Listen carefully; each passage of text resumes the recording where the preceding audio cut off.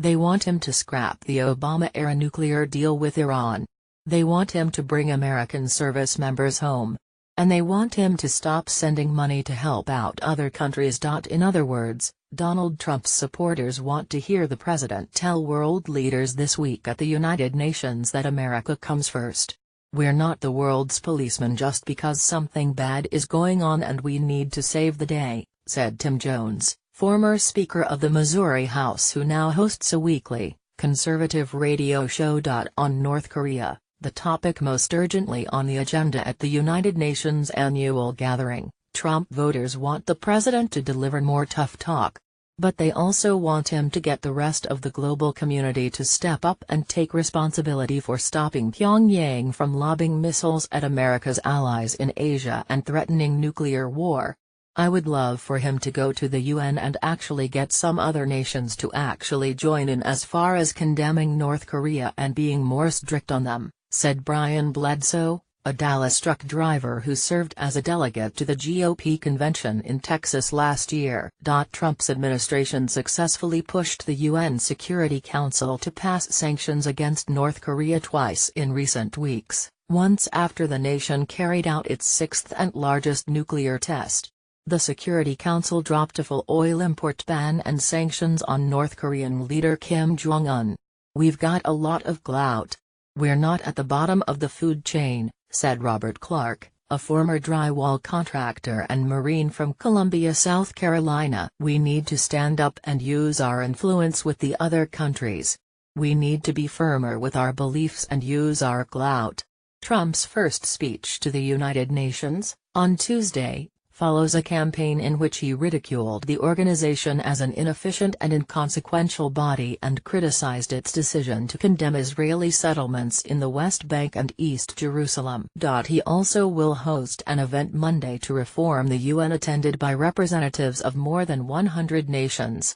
"The United Nations has such great potential, but right now it is just a club for people to get together, talk and have a good time.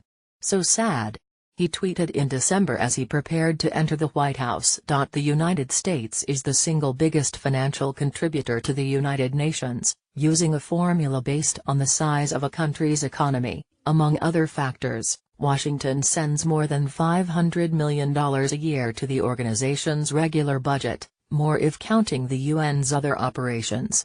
"I would like him to, in no uncertain terms, to put the United Nations on notice that we're not going to tolerate their inactivity and ridiculousness anymore," said Jerry Rovnor, a retired Navy captain from Columbia, South Carolina, who served as a delegate to the Republican convention last year. "The amount of money spent by us, we could probably fix both hurricanes and bail people out from that. All we're doing is pumping money into people who want to live like kings." Trump campaigned on a rejection of previous American administrations' attempts at globalization, instead latching onto a growing nationalist sentiment throughout the country with what he called an America First agenda. He carried that into the White House, making nationalism the theme of his inaugural address. Since then, however, some of the aides who guided Trump's beliefs and rhetoric on foreign affairs, including top strategist Steve Bannon and policy advisor Sebastian Gorka, have been ousted. Some of his voters now worry he has now deviated from Bannon's philosophy, and they hope the president will use his United Nations address to set the record straight. Trump campaigned on restrained foreign policy. "He campaigned against establishment policy," said Brian Darling, who worked on Capitol Hill before founding his own public affairs and lobbying firm. "I want to hear the president reflect what he campaigned on and what I voted for, and not a continuation of failed policies in the past."